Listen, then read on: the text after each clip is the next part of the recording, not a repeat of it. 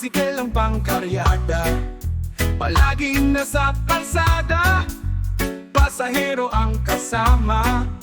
Maraming kompromiso sa propesyon na ito, ngunit ayos lang nakakaraos naman. Ako ay Mangaldan Drayber ng tricycle na makanumana. Ako ay Mangaldan Drayber ng tricycle na driver ang makina. Pwede ka bang tawag nila? Hoy, pwede ka. Tinitiis ko ang init, tinitiis din ang lamig, ang maitim na usok at makapal na alikabok. Marami mang kapos, pera raw nila'y naubos, ngunit galante ang iba kung magbayad na sila. Ako ay Mangaldan Drayber ng tricycle na makanumana. Ako ay Mangaldan Drayber ng tricycle na driver ang makina. Pwede ka bang tawag nila? Hoy, pwede ka. Ako nga isang pedicab driver sa bayan ng Mangaldan. Nagsasakay ng mga pasahero kahit hindi ko kilala. Kung minsan pa ba'y nagkatulak, pero kung minsan ay gumagamit ng ama. Noong si Tete, ang aming presidente, biglang sumige-sige ang extrajudicial case. Magdahilan ka muna para sasakay sa iba, mapagkamalan ka pa na boss o kasosyo nila. Uy, pwede ka.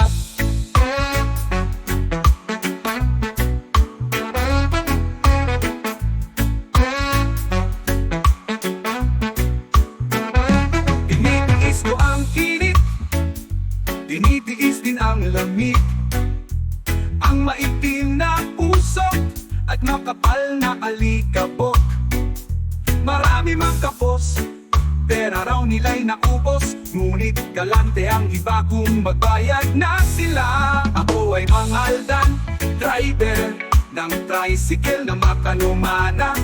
Ako ay Mangaldan Drayber ng tricycle na driver ang makina. Pwede ka bang tawag nila? Hoy, pwede ka. Hoy, pwede ka. Pwede ka. Pwede ka. Driver. Hoy, pwede ka. Ako nga isang pedicab driver sa bayan ng Mangaldan, nagsasakay ng mga pasahero kahit hindi ko kilala. Kung minsan pa nga'y tagatulak, pero kung minsan ay gumagamit lang naman. Ngunit noong si Duterte, ang aming presidente, biglang sumige-sige ang extrajudicial case. Magdahilan ka muna para sasakay sa iba, mapagkamalan ka pa na boss o kapasosyo nila. Ngunit noong si Duterte, ang aming presidente, biglang sumige-sige ang extrajudicial case.